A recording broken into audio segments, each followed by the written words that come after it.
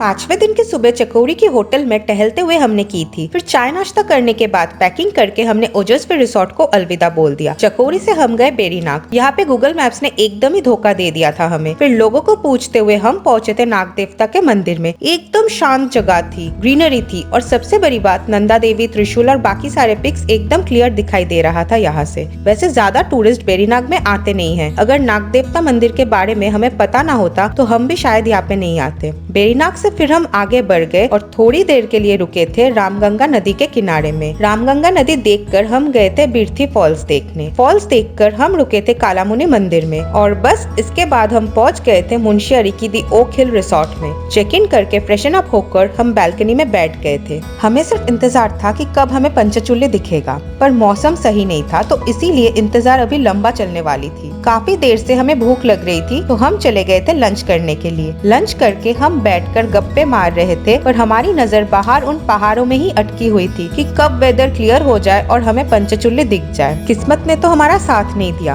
Weather clear तो नहीं हुआ, उल्टा हल्की सी बारिश होने लग गई थी। मुंशियारी में सनसेट बहुत ही फेमस है पर हम वो नहीं देख सके। लेकिन अभी भी हमारे पास एक और दिन था। जो भी हो, फिर देखते ही देखते दोपहर से शाम और शाम से रात हो गई। इसीलिए हमने जल्दी से डिनर कर लिया। रात को फिर पंचचूल्य हमें दिख गई और इसी के साथ डे 5 को किया खत्म।